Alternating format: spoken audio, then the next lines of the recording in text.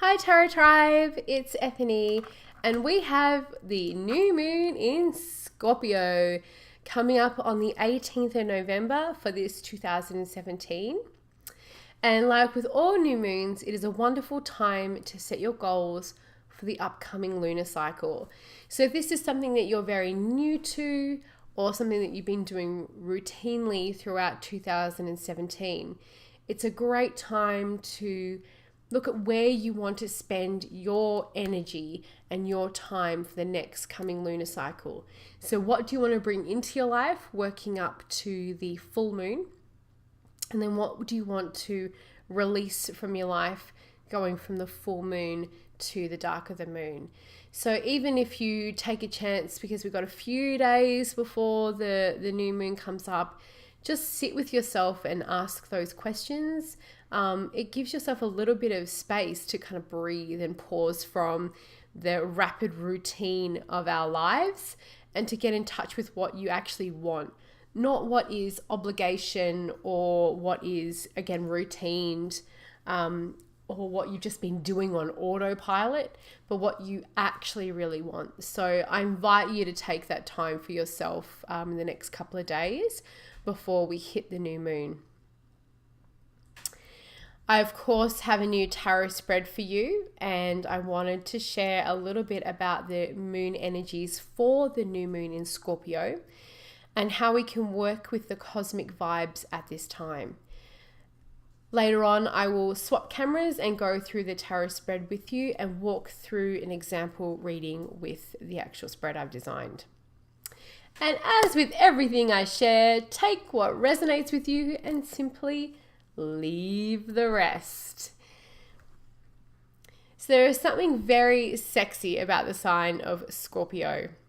It's mysterious, deep, and Scorpios often have an air of magic around them. And this can all be felt in the air when this moon is in this sign. And it can be definitely something that is awakening within you when it's in a new moon. Scorpio is a very psychic sign, which means that reading your cards and working with any form of divination at this time is going to benefit from that extra psychic juju that's around.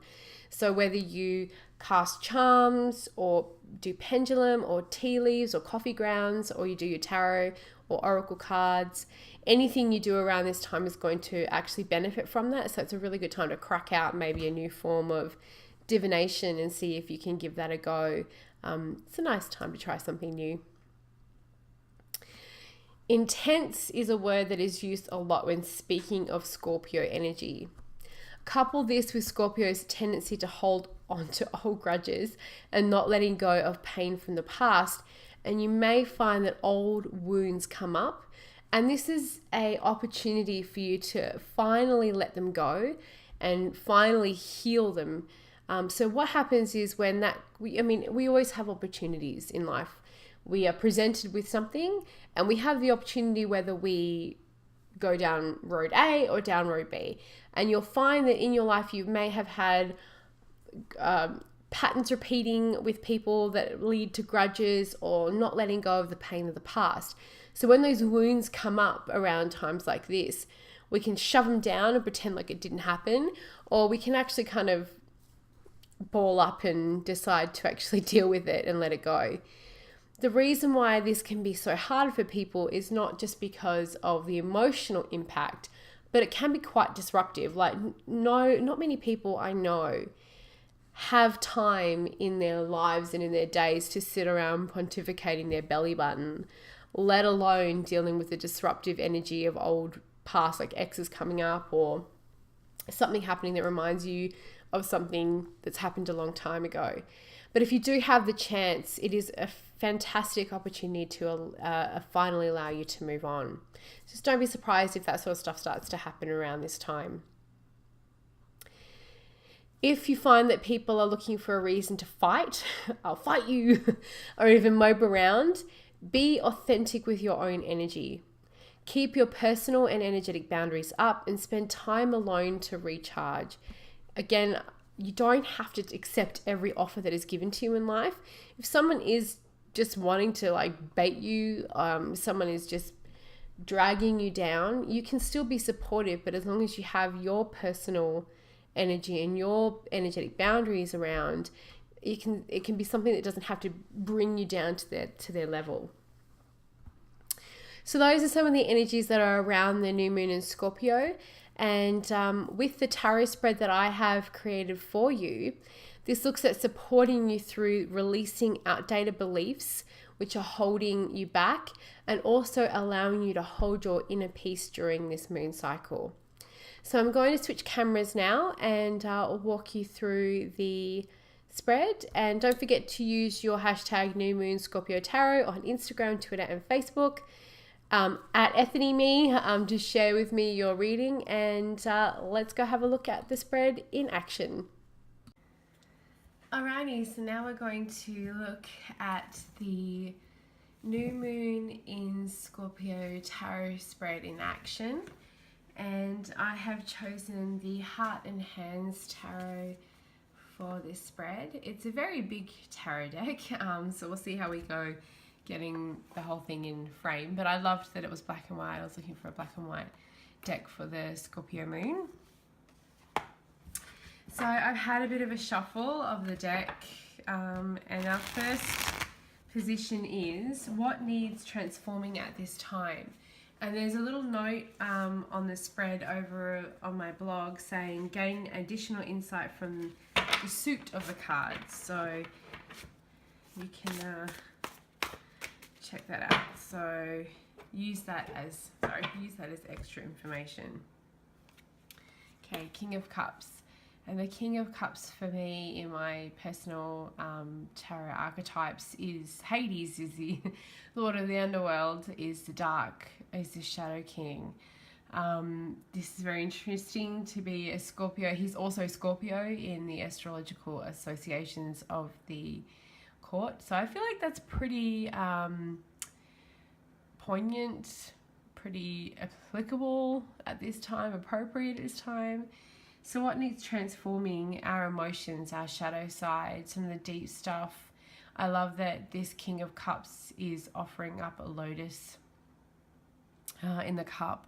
You know, dredge deep, go deep, look deep, transform some of those deep emotions and some of those deep seated fears or beliefs we have about ourselves that aren't serving us. So things like I am unlovable, or I am unworthy of whatever, success, love, pleasure, any of those really old hurtful things that are affecting us, definitely for sure could use. And because it's cups, it's emotion, and because it's court, for me, it means transforming an aspect of ourselves, because we're doing a reading about ourselves, so this would be an aspect of ourselves.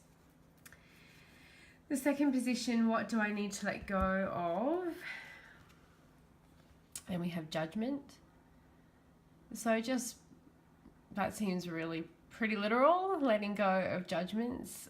Maybe letting go of, the other part of judgment can be the call, the clarion call, the call to do our work in the world.